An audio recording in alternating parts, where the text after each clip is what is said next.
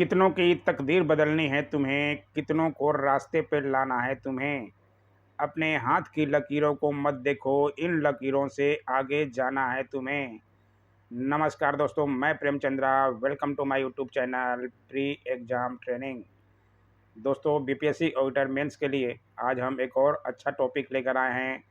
कल हमने science and technology यानी कि विज्ञान और प्रौद्योगिकी से पहला सवाल कराया था। आज क्लास 2 है, इसमें आज मेक इन इंडिया पर देखेंगे। कल के सवाल में भी मेक इन इंडिया से ही सवाल बनते हैं, अधिकतर साइंस एंड टेक्नोलॉजी के। तो आपको मेक इन इंडिया को जानना ज़रूरी है, कब बना, क्यों बना, किस लिए बनाया गया। इन सब बातों को आज रखा गया है। ज़रूर देखिएगा पूरा वीडियो, और अच्छा लगे तो लाइक तो बनता ही है दोस्तों। और जो लोग अभी भी नए हैं, चैनल को सब्सक्राइब ज़रूर कीजिएगा। आइए जानें मेक इन इंडिया क्या है, जो आपके एग्ज़ाम के लिए बहुत फ़ायदेमंद है। ये देखिए मेक इन इंडिया का लोगो आप देखे होंगे, शेर के पर मेक इन इंडिया लिखा हुआ। आइए देखें मेक इन इंडिया के बारे में। पूरा अच्छी तरह से लिखने का कोशिश किया गया है। कुछ अलग भी आप लिख सकते हैं, ऐसा नहीं है कि यही लिखना है। मैं बस बताने का कोशिश कर रहा हूँ, आप कुछ और भी पढ़ें, अलग अलग सोर्स से आप अपनी जानकारी को इकट्ठा करें और अच्छा नोट्स बनाएं। मैं तो बस एक बता रहा हूँ, इस तरह से बना सकते हैं। और मेक इन इंडिया के बारे में जानकारी होना बहुत ज़रूरी भी है, ताकि आपके एग्ज़ाम में सफलता आप प्राप्त कर सकें। आइए देखें मेक इन इंडिया के बारे में। लाइक ज़रूर कीजिएगा दोस्तों, अच्छा लगे तो। भारत सरकार द्वारा देश में विनिर्माण क्षेत्र को बढ़ावा देने के लिए, डेट आप लिख सकते हैं 25 सितंबर 2014 में मेक इन इंडिया योजना की शुरुआत घोषणा की गई थी प्रधानमंत्री नरेंद्र मोदी जी द्वारा। इस योजना के माध्यम से जीडीपी में विनिर्माण क्षेत्र की भागीदारी को बढ़ाकर 2025 तक 25% करने का योजना है। जो पहले 2022 तक ही था, लेकिन अभी 2025 तक कर दिया गया है। तथा 10 करोड़ रोजगार के अवसर उपलब्ध कराना। यह भारत सरकार के वाणिज्य एवं उद्योग मंत्रालय के अंतर्गत आता है। इन सब बातों से आपको शुरुआत करना पड़ेगा, मैंने किया है। अच्छा लगे तो लाइक ज़रूर कीजिए दोस्तों। मेक इन इंडिया योजना के माध्यम से देश में नए उद्यमों को बढ़ावा देने की योजना है।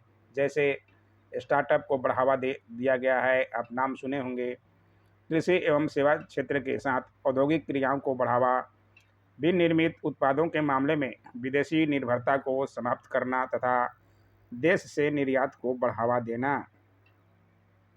मेक इन इंडिया का लोगो शेर को बनाया गया है, जो ऊपर हमने दिखाया, जो भारत की उत्पादन क्षमता और निर्भीकता का सूचक है। शेर जो है निर्भीकता का सूचक है, सबको पता होना चाहिए। मेक इन इंडिया के 4 स्तंभ निर्धारित किए गए हैं। ये 4 स्तंभ जो हैं, 4 स्तंभ बहुत इम्पोर्टेंट हैं। इसको हमने डायग्राम के माध्यम से बनाने का कोशिश किया है।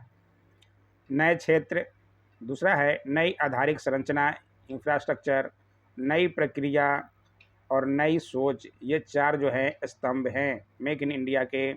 इनको हमने बनाने की कोशिश किया है। अब इन पे थोड़ा डिटेल में भी देखते हुए चलेंगे।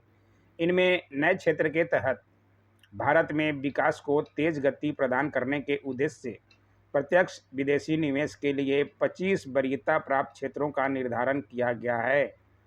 आप 25 का नाम अगर याद कर सकें तो लिख दीजिएगा तो अच्छा रहेगा, लेकिन मैंने कुछ का नाम लिखने का कोशिश किया है। जैसे रक्षा उत्पादन, रेलवे, बंदरगाह, सूचना तकनीक, रसायन उद्योग, चमड़ा उद्योग, ऑटोमोबाइल, इलेक्ट्रॉनिक आदि को बढ़ावा देने का निश्चय किया गया है, जिनमें भारत जो है विश्व स्तर पर अग्रणी बन सकता है। इसलिए ये बढ़ावा दिया जा रहा है ताकि भारत जो है विश्व स्तर पर अग्रणी बन सके। यहाँ तक तो आप समझ में आ ही रहा होगा किस तरह से लिखना है। अब देखें दूसरा है नई आधारित संरचना। नई आधारित संरचना के तहत औद्योगिक गलियारा के योजना के माध्यम से विश्व स्तरीय संरचना विकास तथा उसके आधार पर औद्योगिकरण को बढ़ावा दिया जा रहा है। इसके अलावा आधारभूत संरचना विकास के लिए अन्य योजनाएं भी प्रारंभ की गई। बौद्धिक संपदा अधिकार नीति भी घोषित की गई तथा इसके माध्यम से ट्रेडमार्क कॉपीराइट पेटेंट की प्रक्रिया को सरल किया गया है। इन सब बातों को ध्यान रखिएगा। नई प्रक्रिया के तहत ईज ऑफ डूइंग बिजनेस के तहत कार्य किया गया तथा कंपनियों के अनुमोदन तथा अन्य प्रक्रिया को सरल किया गया और विदेशी निवेश को प्रोत्साहित करने जैसे कदम उठाए गए। ये 3 का हो गया। चौथा है नई सोच। नई सोच के तहत ई गवर्नेंस को बढ़ावा देना सरकार की प्राथमिकता है। सरकार 24/7 के माध्यम से निवेशकों के साथ उपलब्ध रहने के लिए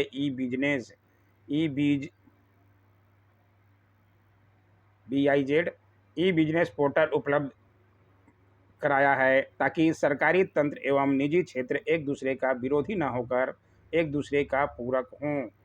ठीक है। उसके आगे है, इन चारों स्तंभों के तहत विभिन्न उपायों से देश में विनिर्माण को बढ़ावा दिया जा रहा है, जैसे PLI स्कीम, गति शक्ति प्रोग्राम, NIP, NMP, विदेशी निवेश प्रोत्साहन आदि। मेक इन इंडिया के तहत जीरो इफेक्ट पर भी बल दिया गया है, अर्थात बेहतर गुणवत्ता, जीरो डिफेक्ट मतलब बेहतर गुणवत्ता और जीरो इफेक्ट मतलब पर्यावरण अनुकूल पर भी बल दिया गया है। ध्यान से समझिएगा। देश के स्टार्टअप को बढ़ावा मिला है। लगभग 60,000 स्टार्टअप की स्थापना हुई है। इन सब बातों को ध्यान रखा गया है। आप भी अपने अलग से लिख सकते हैं। ईज ऑफ डूइंग बिजनेस के द्वारा भारत में सुधार हुआ है। सौर ऊर्जा उत्पादन को बढ़ावा मिला है। शुद्ध विदेशी निवेश में वृद्धि हुई है। वर्तमान में देश में मोबाइल का उत्पादन करने वाली कंपनियों की संख्या 250 के ऊपर हो गई है। लगभग 268 के लगभग हुई है। आप सर्च कर देख सकते हैं। तथा 3400 मॉडल के मोबाइल देश में बन रहे हैं। इसी तरह अन्य क्षेत्रों में भी उत्पादन में बढ़ावा मिला है। इस प्रकार के उपाय और गतिविधियों के साथ कोरोना आपदा तथा अन्य आर्थिक एवं गैर आर्थिक कारण मेक इन इंडिया को बढ़ावा देने में बाधक हैं, जिसे दूर करने का प्रयास किया गया है। मेक इन इंडिया से रोजगार के अवसर के साथ साथ देश में बने उत्पाद देश और दुनिया के बाजारों में पहुंचने से आर्थिक विकास को गति मिलेगी और भारत को विनिर्माण केंद्र के रूप में स्थापित किया जा सकेगा। हमने निष्कर्ष भी थोड़ा अलग तरह से लिखने की कोशिश किया है और ये रहा वीडियो। मेक इन इंडिया को आपको जानना ज़रूरी है। यहाँ से सवाल तो बार बार बनता ही है।